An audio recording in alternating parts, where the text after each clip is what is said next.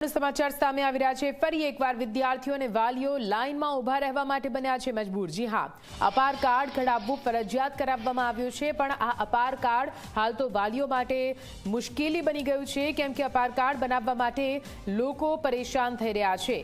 અપાર કાર્ડ કઢાવવા માટે જન્મના દાખલા, આધાર, રેશન કાર્ડમાં એક સરખું નામ હોવું જરૂરી છે।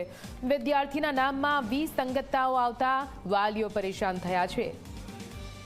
आधार कार्ड, रेशन कार्ड लिंक કર્યા બાદ હવે અપાર કાર્ડ માટે વાલીઓની લાંબી કતારો જોવા મળી। વિદ્યાર્થીઓ અભ્યાસમાં રજા લઈ કાર્ડની કામગીરી કરાવવા માટે મજબૂર બન્યા।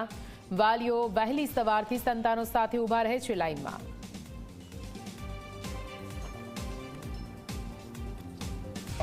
मैं 3 થી 4 વખત ધક્કા ખાઉં છું અને કવાના 9 વાગે ઊભો છે। મેં આધાર કાર્ડમાં સ્પેલિંગ મિસ્ટેક માટે 3 થી 4 ધક્કા ખાવા પડે છે અને 3-4 કલાક ઊભું રહેવું પડે છે।